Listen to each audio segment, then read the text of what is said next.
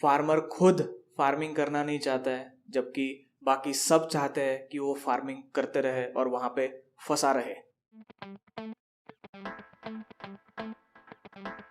इस बात पे एक सर्वे हुआ था काफ़ी सारे फार्मर फैमिलीज का फ्रॉम 18 स्टेट्स। ये पूछा गया था कि उसमें से कितनों को फार्मिंग करना है, एज वेल एज दैट उन्होंने ये भी पूछा कि कितने लोग चाहते हैं कि उनके बच्चे अर्बन एरियाज में जाएं।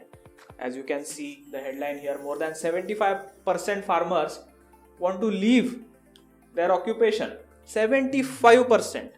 Not only this, around 60% said that they don't want their own children to continue in farming. Why is this the case? क्यों ऐसा है कि इतने सारे फार्मर्स को फार्मिंग करना नहीं है? एक तो farming is not a very viable business, इसमें काफ़ी सारा लॉस हो सकता है। अगर कोई कैलामिटी आ जाती है तो आपका पूरा क्रॉप बर्बाद हो जाएगा।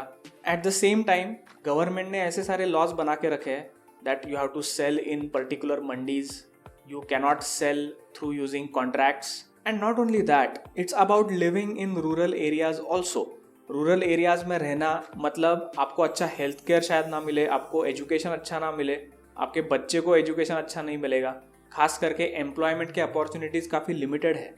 इन urban areas you have manufacturing और IT सेक्टर जहाँ पे आपका बच्चा काम कर सकता है if he has good education and skill. In agriculture sector there is no such thing. This is a very age old debate in India कि विलेजेस का डेवलपमेंट करना चाहिए या लोगों ने अर्बन एरियाज में मूव होना चाहिए। यहाँ पे दो साइड में वी सी, एक तो गांधी जी थे और एक साइड में अंबेडकर थे। Gandhi ji was in the favour of village development, उनका कहना था कि विलेजेस में ही इंडिया रहता है। And doctor Ambedkar was like कि नहीं, कैसा है, विलेजेस में रहता होगा इंडिया अभी, लेकिन उसको अर्बन एरियाज में आना होगा अगर इंडिया को मॉडर्न होना है तो। डॉक्टर अंबेडकर आर्ग्यूड कि जो एग्रीकल्चर में सरप्लस लेबर फंसा हुआ है, जो अभी भी रियलिटी है, बहुत सारा लेबर है वहाँ पे, इसकी वजह से सबको इनकम सही से मिल नहीं पाता है। उनका कहना था कि इंडस्ट्रियलाइजेशन अगर होगा, अर्बनाइजेशन होगा, तो ये सब लेबर इधर आ जाएगा इन इंडस्ट्रीज भी ग्रो होंगे, एट द सेम टाइम उसका फ़ायदा सर्विस सेक्टर को भी होगा, एंड एग्रीकल्चर में लोग कम होने की वजह से वहाँ जो बचे हुए लोग हैं उनको फ़ायदा होगा। That is merely the economic argument. उनका सोशल आर्ग्यूमेंट भी था। उनका कहना था कि rural areas are a den of casteism. वहाँ पे कंजर्वेटिव थिंकिंग बहुत ज़्यादा है, वहाँ पे यू कैन से लिबरलिज्म के वैल्यूज इंस्टिल करना बहुत मुश्किल है। And any serious economist understands that कि अगर किसी भी कंट्री को डेवलप होना है तो उसमें जो एग्रीकल्चर में काम करने वाले लोग हैं उनको मैन्युफैक्चरिंग या सर्विस सेक्टर में जाना पड़ेगा। क्यों? क्योंकि manufacturing and IT sector jobs are more productive jobs. Agriculture is dependent on so many natural things कि आप खुद का एफिशिएंसी कितना भी बढ़ा लो, आप क्रॉप डबल ट्रिपल इतना आसानी से नहीं कर सकते।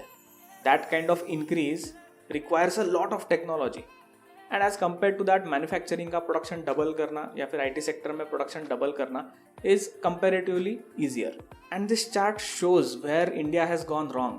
If you look at the other countries, and basically 1300 से 2019 में they are mapping कि कितना labour force is employed in agriculture, मतलब पूरे जो लेबर है किसी कंट्री में कितना परसेंट एग्रीकल्चर में है। सो जो हमारा अभी का बेसिकली सिचुएशन है that we are having around 44-45% labor in agriculture, that used to be the case for these developed countries in 1900s, मतलब 1850 का उनका ये बात था। आज अगर आप देखोगे many of them, so United Kingdom 1%, United States 1.36%, Netherlands 2%, France 2.5%, मतलब इतना कम लेवल पे वहाँ पे एग्रीकल्चर में लोग काम करते हैं and still they are able to feed themselves. क्यों? क्योंकि एग्रीकल्चर में if you have bigger lands, it's easier to use technology, it's easier to invest in that, it's easier to have a lot of productivity. Despite this reality, Indian farmer is being forced to stay in farming. वो manufacturing में इतने आसानी से आ नहीं सकता क्योंकि manufacturing पे बहुत सारे रिस्ट्रिक्शंस लगाए गए हैं। उसको IT सेक्टर में आना इतना आसान नहीं है क्योंकि IT सेक्टर के लिए बहुत स्किल लगता है, एजुकेशन लगता है, which is not easily available to farmer children. On top of all this, almost all of the politicians ये फार्मर्स का गाना गाते हैं। दे से कि हम फार्मर्स का इनकम डबल करेंगे, हम फार्मर्स के लिए ये करेंगे, हम फार्मर्स के लिए वो करेंगे, बट सच्चाई ये है कि फार्मर्स की मदद पॉलिटिशियंस नहीं कर सकते। फार्मर की एक्चुअल मदद तब होने वाली है जब वो अर्बन एरिया में आ पाएगा, वो मैन्युफैक्चरिंग में काम कर पाएगा। इसका फायदा सबको है।